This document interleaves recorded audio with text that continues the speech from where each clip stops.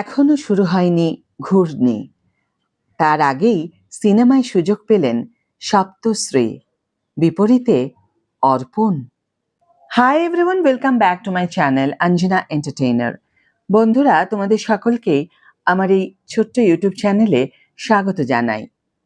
কিছুদিন আগেই প্রকাশ্যে এসেছে ঘূর্ণি ধারাবাহিকের প্রোমো, যেখানে দেখতে পাওয়া যায় একজন মেয়ে যে কিনা ভারতের হয়ে জাতীয় স্তরে ক্রিকেট খেলে, তার জীবন এক লহমায় পাল্টে যায় একটি ঘটনার পরে।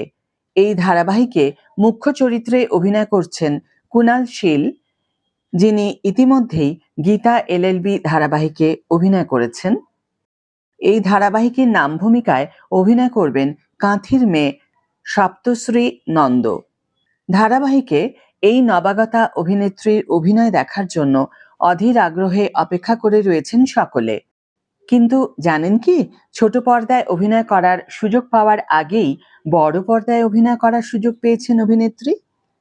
টেন্ট সিনেমা প্রযোজনা সংস্থার প্রযোজনায় আসছে একেবারে অন্যরকম ধাঁচের গল্প নিয়ে তৈরি হওয়া একটি সিনেমা, যেখানে মুখ্য ভূমিকায় অভিনয় করবেন সপ্তশ্রী। অভিনেত্রীর বিপরীতে অভিনয় করবেন আরিয়ন ঘোষ, যিনি ইতিমধ্যেই অদম্য ছবিতে অভিনয় করে দর্শকদের প্রশংসা কুড়িয়েছেন। টোটন চক্রবর্তী পরিচালিত এই ছবিতে খলনায়কের চরিত্রে অভিনয় করবেন অর্পণ ঘোষাল। এই প্রথম বড় পর্দায় ধূসর চরিত্রে অভিনয় করবেন তিনি।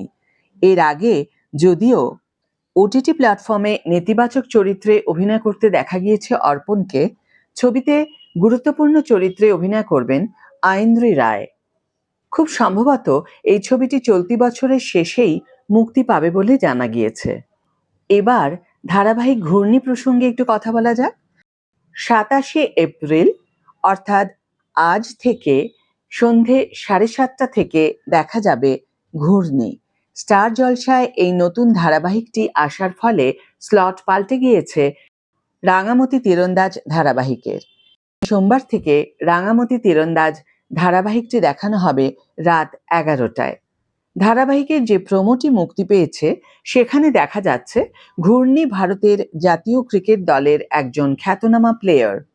তাকে নিয়ে গোটা দেশের গর্ব, কিন্তু আচমকাই একদিন সেই গর্ব পরিণত হয়ে যায় বাংলার কলঙ্কে। সংবাদ মাধ্যমে ঝড়ের গতিতে ছড়িয়ে যায় ঘূর্ণি ক্রিকেট দলে বিশৃঙ্খলা ছড়িয়েছে। শুধু পেশাগত দিক থেকে নয়, এই খবরে তোলপাড় হয়ে যায় ঘূর্ণির ব্যক্তিগত জীবন। শ্বশুরবাড়ির সকলে বিপক্ষে চলে যায় ঘূর্ণির। যদিও ঘূর্ণির ভালোবাসার মানুষ অর্থাৎ তার স্বামী শেষ পর্যন্ত বিশ্বাস করে তাকে, কিন্তু এত কিছুর পরে ঘূর্ণি কি ফিরে দাঁড়াতে পারবে? নিজের নামে যে দাগ লেগেছে তা কি সে ঘোচাতে পারবে? এই গল্পই এই ধারাবাহিকের মূল বিষয়বস্তু। আজকের ভিডিও এখানেই শেষ করছি বন্ধুরা। ভিডিওটি যদি ভালো লেগে থাকে তাহলে অবশ্যই একটি ছোট করে লাইক দিও, শেয়ার করো বন্ধুদের সাথে, কমেন্ট করে জানিও তোমাদের মতামত। যারা এখনো আমার চ্যানেলটিকে সাবস্ক্রাইব করোনি তারা অবশ্যই চ্যানেলটিকে সাবস্ক্রাইব করে আমার পাশে থেকো, আর যারা অলরেডি সাবস্ক্রাইব করে দিয়েছো তাদের জন্য আমার অনেক ভালোবাসা এবং অনেক ধন্যবাদ। আজ তাহলে বিদায় বন্ধু, দেখা হবে পরের ভিডিওতে। ভালো থেকো, সুস্থ থেকো, সঙ্গে থেকো।